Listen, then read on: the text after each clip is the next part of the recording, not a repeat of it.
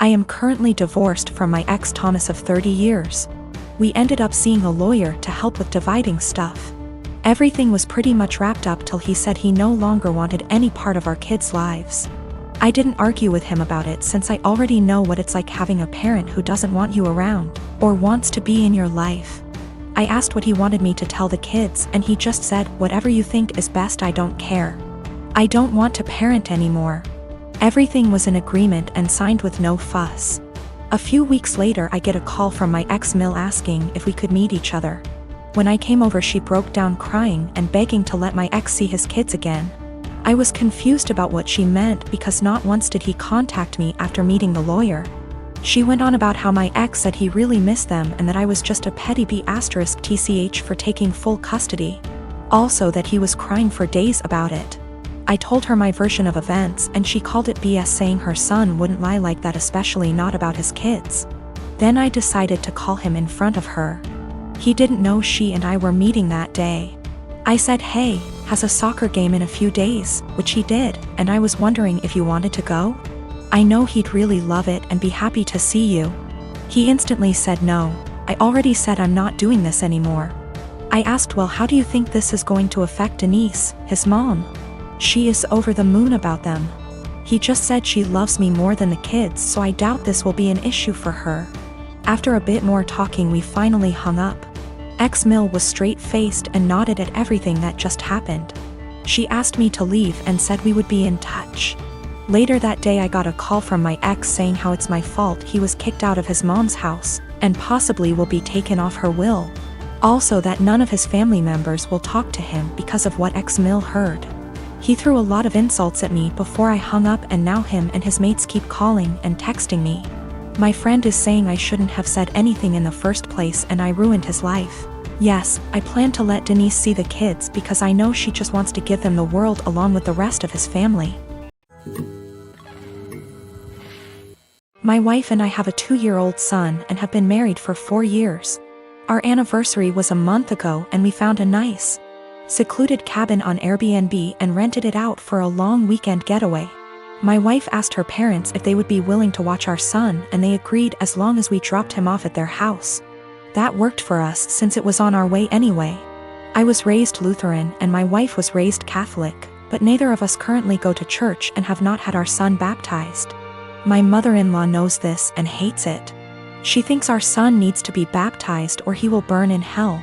She's that kind of Catholic. So we go on our trip and when we pick up our son and ask how the weekend went, mother-in-law says everything went fine and that she has saved my son's soul from the devil. I ask her what she meant and she says she had our son baptized that morning at her church. I tried my best to keep my cool so I didn't scream at mother-in-law in front of my son, but I pretty much grabbed my son and left. On the car ride home I was fuming and told my wife as calmly as I could that this would be the last time her parents have our son unsupervised. She tried to downplay what her mom had done, but I told her we need to wait until we get home to talk about it because I'm not fighting in front of my kid. When we got home and had a chance to talk about it, things got heated. I told my wife I no longer trust her parents with our son and that if they did something like this behind our backs I can't trust them to respect our wishes as parents in the future. I said this was a huge breach of trust and I will forever look at her mom differently. She continued to try to defend her mom, saying that she was only doing what she thought was best for her grandson. She even downplayed it by saying that it's just a little water and a few words and we don't go to church anyway, so what does it matter? I told her that under no circumstances will I allow her parents to watch our son by themselves again. I said that we can still let them see their grandson, but only if we are present. I also said that if she doesn't see what the big deal is with this situation, that maybe we aren't on the same page as parents and maybe we need to see a counselor. She started crying and said that this isn't the kind of decision I get to make on my own, and I'm an asshole for trying to tell her what kind of relationship her parents can have with our son. I told her that I no longer have any trust or respect for her parents and that I don't know if there's anything they can do to repair that. I told her what her parents did was unforgivable in my eyes and they put themselves in this position to lose privileges with our son. She's been trying to convince me to change my mind for the last month, but I'm not budging. To me this is a hill I'm willing to die on. My sister Amanda never met her bio mom. My dad raised her alone until she was barely 1. My dad and my mom got married in 1992.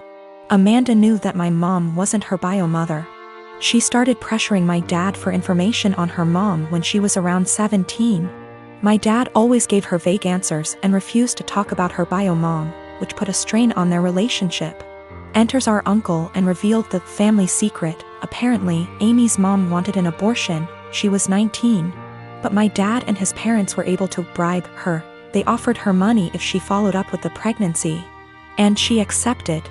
My grandparents sold one of their houses and gave her half of that money to Amy's mom when the pregnancy was viable.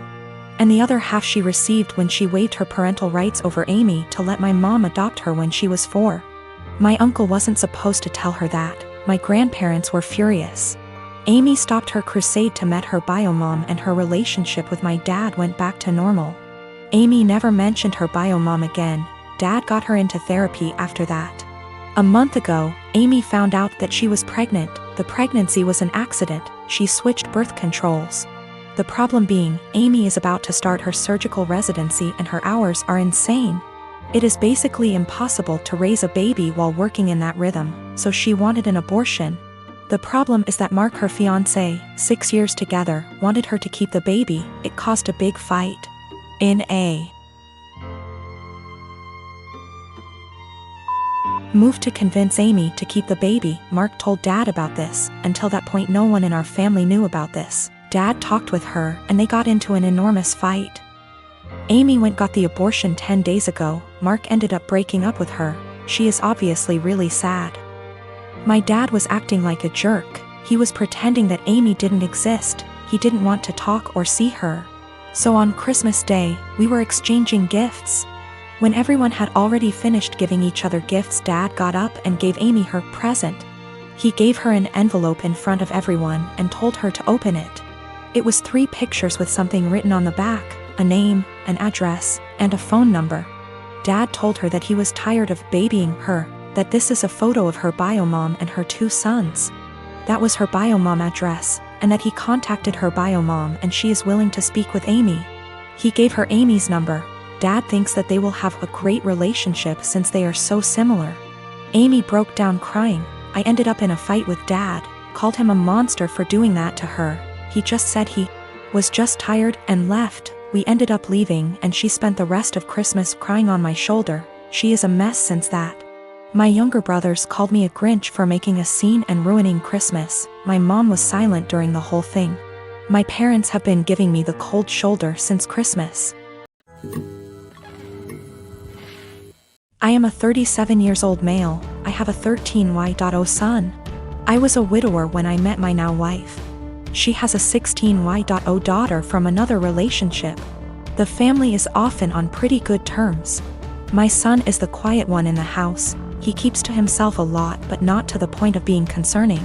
My wife and stepdaughter are the complete opposite. They both encourage him to be outgoing and share activities and join gatherings with extended family. My son complained about having to be forced out of his comfort zone and having his need for space invalidated.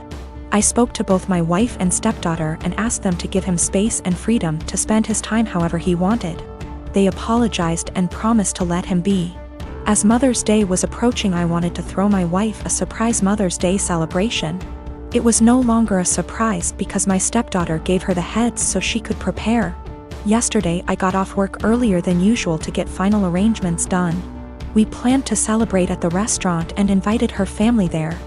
I had the key, and while I was entering the house through the front door, I overheard my wife and stepdaughter talking to my son. My wife was asking my son if he could convince me to let him stay home and not go with them to the restaurant to celebrate. I paused and decided to keep listening. My son said why, and she told him that his introverted and socially inept attitude will make her family uncomfortable and will ruin the mood. He promised her that he'd be well behaved and would try to interact and socialize with everyone, but she said that she wasn't buying it. He kept reassuring her, but she snapped and told him that technically she's not his mom, so she didn't get why he wanted to celebrate Mother's Day with her so badly. My stepdaughter threw some, I don't remember, backhanded comment, and then both of them were shocked to see me standing there.